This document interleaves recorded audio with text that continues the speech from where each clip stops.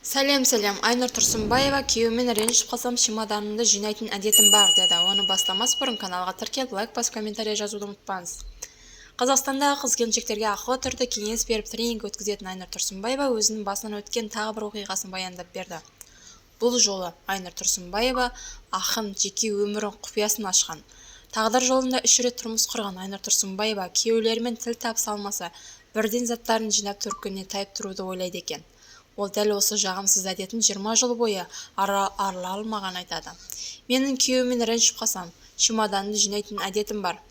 Атып тұрып киімдерімді жинай бастаймын, және осы жаман әдетімді 20 жыл бойы байқамастан қайталай беріппін, деп бастады әңгіменің Тұрсынбаева. Айнұрдың айтуынша, бұл әдетінің бұрыннан қалыптасқан. Ол қаршадайынан ата-әжесінің қолында өскен екен, ал бала кезде үйде жанжал шықса, өзінің туған әке-шешесіне кететінін айтып, киім-кешегін жинай бастайтын көрінеді. Сондағы бір мақсатым апамның қолым кетпеші, мен сені жақсы көремін деген жылы сөзін есту еді.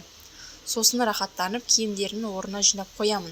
Дәл осы картинка көз алдыма келіп, бәрін бойымнан өткіздім, сезіндім. Содан бері киім жинауды қойдым. Тіпті кету деген ойды миымнан шығарып тастадым. Қазір көп әйелдер махаббатқа, қамқорлыққа мұқтаж. Бала кезіндегі алмаған жылуды күйеуінен іздеп, оны қорқытуымыз керек деп ойлайды. Өкінішке орай, оның арты үлкен қателіктерге алып келеді, деді айтыскер ақын. Соңына дейін тыңдағаныңызға көп рахмет.